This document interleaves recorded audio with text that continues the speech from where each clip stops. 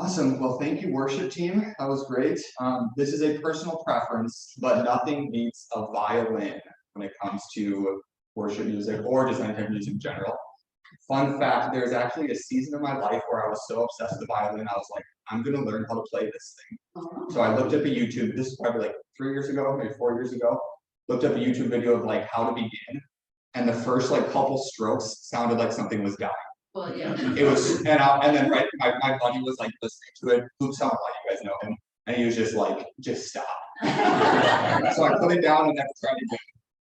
But I love the sound of it, and I wish I could play like that. So thank you for that. This morning we are going to be in Joshua, specifically Joshua 5 verses 1 and 2. That we're going to be focusing on. So as a house church, we have been going through the book of Joshua. Currently, I think we're on chapter 8 tonight. 8, yes. I'm leading, I should know that. We're on chapter 8 tonight. But yeah, Joshua has been really cool, and there's been a couple of things that I just like Lord's been highlighting to me as we've been going through it and speaking that I just like to share with you guys today. But first, I will pray for us and then dive in. Father, I thank you for the gathering of believers. I thank you for just being able to assemble and to be able to be united in our common devotion and desire for you. God, there is nothing greater, there's nothing more grand in this life, God. There's nothing that we desire for more than to know you and to experience you and to proclaim you, God. So yeah, we just ask for that this morning as we spend time looking at your word, we spend time fellowshipping and worshiping. God, we just ask that you would just reveal to us truth, you would reveal to us yourself, that we would see you as beautiful, that we would see you as our greatest portion, that we would see you as our victory and our inheritance. Yeah, God, we are just so in love with you, and we ask that you would meet us here this morning. In your name, amen. All right, yeah, so go ahead and open up to Joshua, if you would like. Oh, also before we dive in, I'm sure you guys know this, but Jeffrey and Juliana and me and my wife officially closed on that house. So we're homeowners, and you guys are stuck with us in the area for years to come. Awesome. So yeah, congratulate them. I'm sure you guys know that. Yeah. You guys knew about us. Yeah. So it was really fun. It was fun to go through that experience with them, and we all got cool sunglasses and took pictures together. Oh. So yeah, it was really cool. Excited about that. Okay, yes, Joshua 5. So this is what Joshua 5 reads, 1 through 2. As soon as all the kings of the Amorites who were beyond the Jordan to the west, and all the kings of the Canaanites who were by the sea heard the Lord had dried up the waters of the Jordan for the people of Israel until they had crossed over, their hearts melted, and there was no longer any spirit in them because of the people of Israel. At that time, the Lord said to Joshua, make flint knives and circumcise the sons of Israel a second time. All right, so let me quick set the stage for you guys, kind of just the background story, the history of what's happened so far. It's a tale for the generations, right? It's an epic story that's about to take place. Grab your popcorn, something great is about to happen. So Israel has been wandering in the desert for 40 years, right? Waiting to claim the land promised to them by the Almighty King of Kings. The time has finally come. Moses has died. Lord appoints Joshua to lead the people of Israel out of the wilderness season and into a season of victory and conquering, right? Insert dramatic theme music, right? Something's about to happen. The jaws, right? The climax is building. The people consecrate themselves before the Lord. He miraculously parts the Jordan River. They walk across on dry ground into the promised land with the banner that reads, "Can't stop us now, here we come." That's right? That's right. Theme song intensifies. Hairs on the back of your neck begin to rise, right? All the kings of the land hear of this event. Hopelessness fills their hearts. Their spirits leave them, for they believe there is no chance of success against the Israelites. And they're right. Theme song is about to reach its climax. Right, here we go.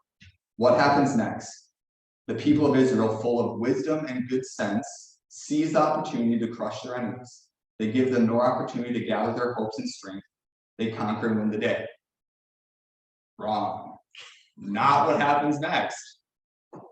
Nope. Circumcise all your warriors and lay vulnerable for the next week as you have just entered into enemy territory. Isn't that crazy? Right? It makes no sense. They're like on this march of victory to conquer the promised land that they've been waiting for 40 years in the wilderness. And the first thing the Lord says to do is to humble yourselves, consecrate yourself before me, become vulnerable and weak, and lay helpless before your enemy. Crazy. Sorry, get emotional. So why? Because our God is a God who builds an upside down kingdom. Because the Lord desires our faith and obedience far more than our wisdom and power. The Lord's top priority for his people upon entering the promised land that they have waited for generations would be that they would identify first and foremost as a people of weakness, not of power. The banner he wanted them to carry read, consecrated, not conquerors. The banner over their life was to be consecrated to the Lord, not conquerors. Practically speaking, this was a scary and seemingly very foolish command by the Lord. No doubt all of Israel would be familiar with the story that happens in Genesis 32 with Dinah and her two brothers who took revenge, right? So Dinah, she's defiled. They're furious. They say, how can we make it right? They say, circumcise all your men and then be okay with it. So all the men and all the warriors circumcise themselves, but then the two brothers secretly take advantage of their weakness while they're recovering. They go and they put them all to the sword. So Israel would be aware of the story, right? It's like you're open to attack when you're in this place recovering, when you're in this place of weakness and vulnerability. But this is the first thing the Lord commands them to do.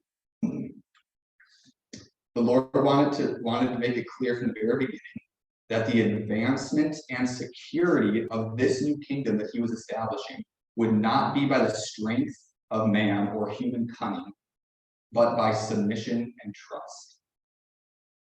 There is far greater victory and protection to be found in complete submission to the Lord than there ever will be in the independence of wise decision making. Far greater strength and weakness than power. Oh, how I love and hate the ways of the Lord. My spirit loves it. My flesh hates it. Everything the world teaches, and that my flesh agrees with, says to be a man of control and power and shrewdness, of wisdom, of strength, to present myself as capable, right? And what's the fruit of that? Oftentimes this fruit is toil, strife, restlessness, shame. And the result is possible worldly achievement. But everything the Lord teaches and everything his kingdom promotes, everything that my spirit delights in, says to be a man of submission, weakness, and simplicity. And the results, the fruit, joy, satisfaction, rest, peace, thankfulness, identity, even in failure. And what's the result? Guaranteed kingdom advancement. Guaranteed. The Lord guarantees kingdom advancement when we're in this place of submission and trust. The Lord cares so deeply for weakness to be our portion. And it is for our good and his glory. He will go to great lengths to establish us in this reality. He cares so deeply about these two things, our good and his glory. He does not allow for kingdom triumph apart from weakness. In the first 8 chapters of Joshua, there's 3 major victories and 1 major defeat, right? So the first major victory is when Israel crosses the Jordan. The second major victory was Israel defeating Jericho. The third major victory is when Israel finally defeats Ai. But then what's the one defeat? Israel gets defeated by Ai, and they're sent running with their coattails behind them. What takes place prior to each victory that does not take place prior to the defeat in Ai? The answer is consecration. In every single one of the victories, the people of Israel consecrated themselves before the Lord, humbled themselves, and gave themselves completely to him, their complete trust, complete willingness, held nothing back for themselves, and said, you do what you're going to do, we trust you. In the Bible, the word consecration means the separation of oneself from things that are unclean, especially anything that would contaminate one's relationship with perfect God. Consecration also carries a connotation of sanctification, holiness, purity, being fully set apart for the Lord, fully surrendered. Making the Lord's presence our sole security and longing is what he's after. Consecration always precedes kingdom victory advancement. Where consecration and full surrender fails, so does the power and protection of his presence. And this is such a mercy. He is merciful in his willingness and his absoluteness to withdraw his presence and power from those that are not fully surrendered and fully consecrated before him. He demands weakness in order for true triumph. And this principle is throughout all of Scripture, right? Think about Paul in 2 Corinthians 12. 3 times, Paul pleads with the Lord, take away my weakness, take away this thorn in my flesh. What does the Lord say? But God, in his great mercy, he says no. And what is his reasoning? Because I want to keep you safe, Paul. I want to guard you from conceit, right? I want to guard you from pride. Instead, the Lord speaks a blessing of weakness. He doesn't coddle and say, oh, I know weakness is tough. You just gotta grit your teeth and get through it. He says, no. Weakness is your blessing. Weakness is your inheritance. Weakness is your portion and is actually your cry of victory. He says, my grace is sufficient for you, for my power is made perfect in your weakness. Amen. And it's crazy. The very thing that Paul was just pleading for the Lord to remove from his life now becomes a battle cry of triumph and victory in his life. What does he say? He says, therefore I shall no longer boast, right? Therefore I shall now boast of my weakness, for it is the power of Christ in me, right? I should just probably read it before I start butchering it. Does someone have it open? If they want to read it out loud. 2 Corinthians. If you beat me to it, just start reading it. 2 Corinthians 12.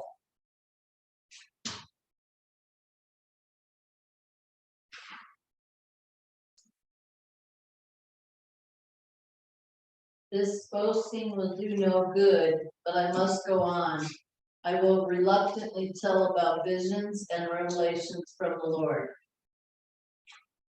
That's the NLT. Keep going. I was caught up to the third heaven 14 years ago. Whether I was in my body or out of my body, I don't know. Only God knows. Yes, only God knows whether I was in my body or outside my body. But I do know that I was caught up to paradise and heard things so astounding that they cannot be expressed in words. Things no human is allowed to tell. Keep going. Are you at the part where I think you might have skipped down? Is that 2 Corinthians 12, like towards? That was verses 1 through 4. Okay. Anyway. Yeah. Anyway, yes, the point is there. So the idea that Paul is just like saying, listen, I am going to boast in my weakness because in it I am allowed to access the full power of the Lord, right? That's the whole point that he's getting at.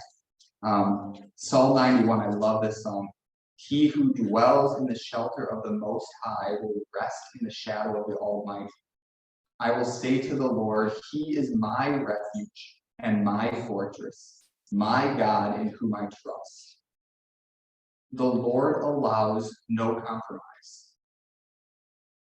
And we see that, right? The Lord allows the defeat and humiliation of the entire nation because of one man's sin. And he demands justice. He demands the death of Achan because of that. Achan was caught hoarding treasure for himself, burying it, holding back from the Lord what was rightfully his, right? And the whole nation was put in compromise because of it. The whole kingdom of Israel was kept from advancing and taking the promised land, continuing to take the promised land because of one man's sin, because of a little bit of compromise. Our God is serious about his people walking this identity. It is on the forefront of his mind. We live in a culture that so challenges this idea. Strength and competency. All right, that's the battle cry of America. We are so highly desirous to be regarded as people that get things done, that know how to do things. I'm a doer. I know how to get it done. Right? That's what we desire to be known as. Even when it comes to the church, like, man, a lot of times I want to be viewed as someone that knows how to interpret the word of God, that knows how to speak with power, that knows how to save souls. I want to be known as competent and able, even in my Christian walk.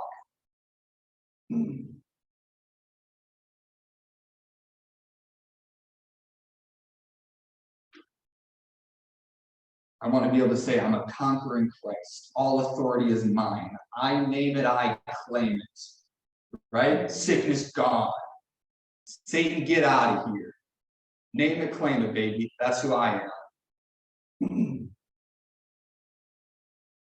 The Lord will not meet lack of surrender with kingdom victory, though. He's not after power. He's after weakness. Without identifying fully in weakness, there can be no triumph. He wants us to feel this deeply and to let it move us to a place of desperation for him. He wants to awaken an awareness of powerlessness apart from him. What was Joshua's response after they were defeated at Ai? Was it, man, we better hit the whiteboard, draw up some battle plans, figure this thing out? We only lost 36 men. We've got thousands to spare. We can do this, right? 36, not that many. He falls on his face in desperation and says, "O Lord, restore to me your presence for your name's sake." He is far more concerned with the presence and glory of the Lord than he is with success in his flesh.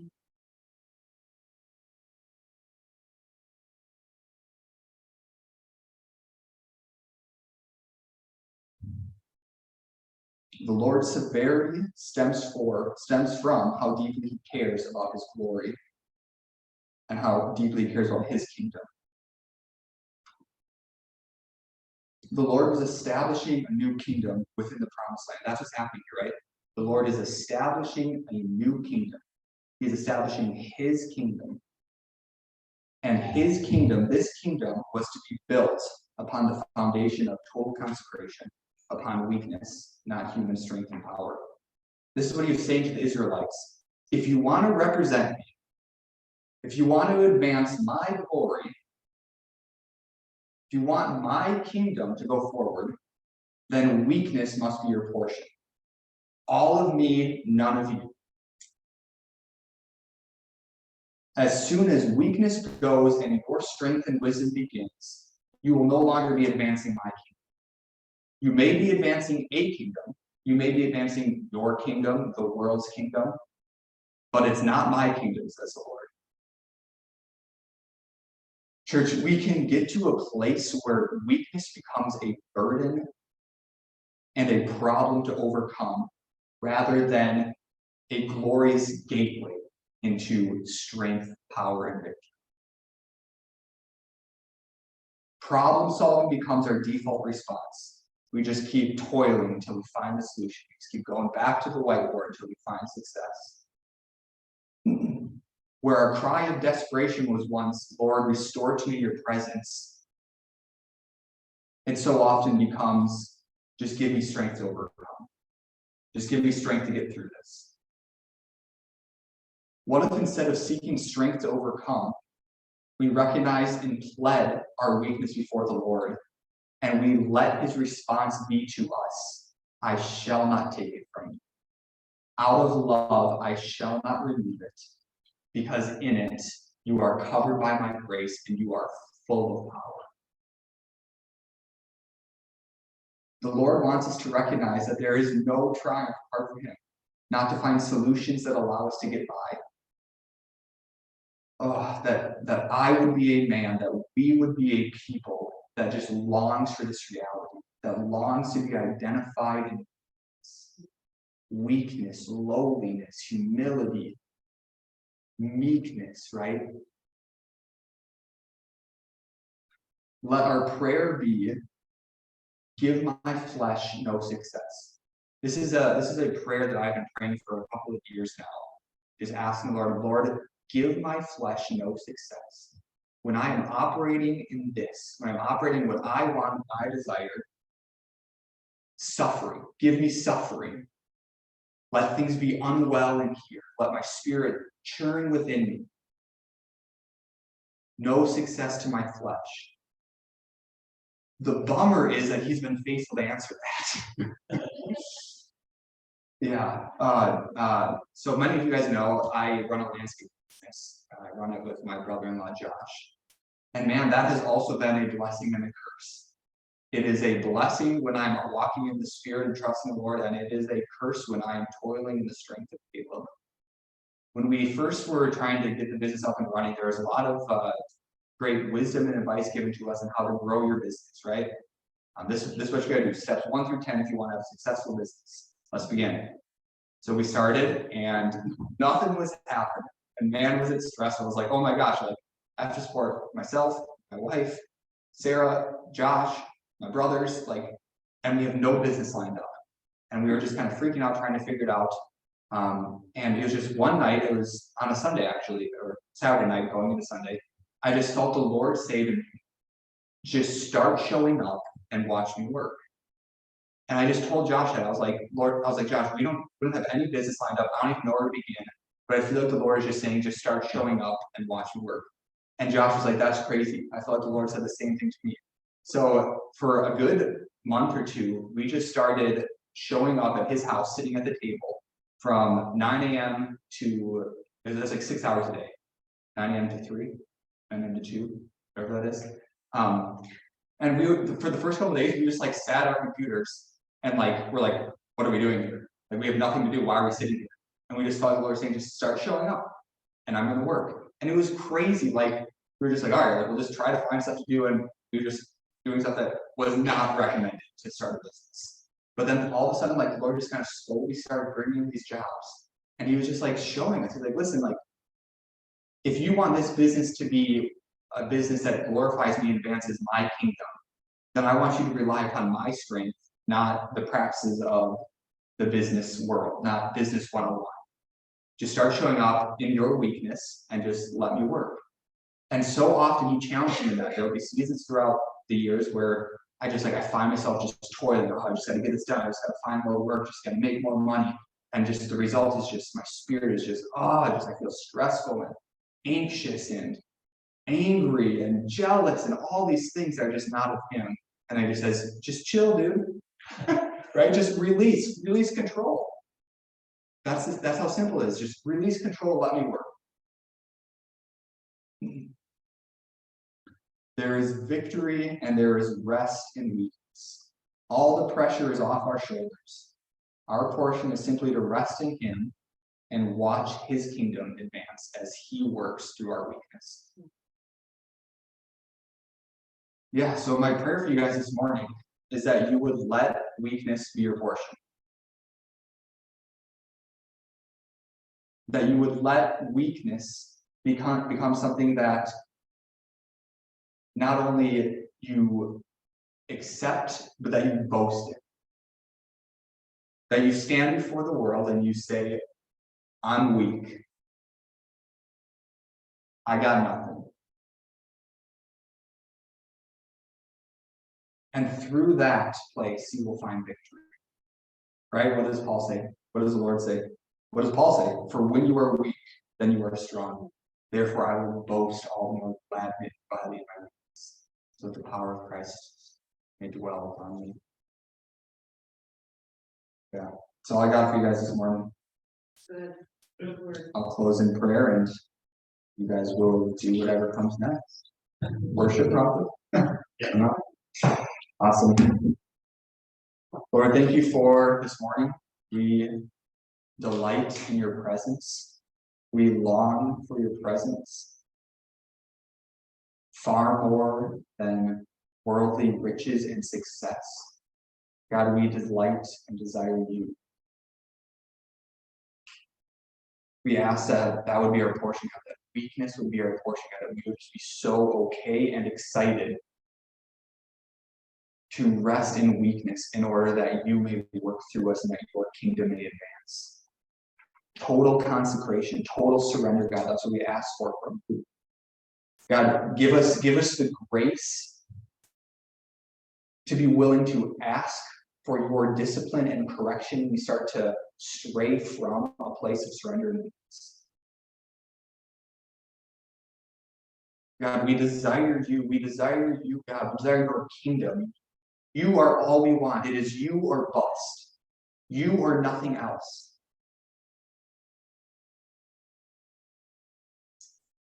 Father, fill us with your presence. Fill us with your spirit. Fill us with your power. Keep us under the shadow of your wing, God. You are our security, our strong foundation. You are the cleft in the rock, a shelter from the storm. And we just say that we trust you and that we have no good apart from you. So we just love you and we say thank you this morning for all that you're doing, and just ask that you keep moving, keep doing what you do, keep advancing your kingdom, allow us to be a part. Yes. Love you, Lord.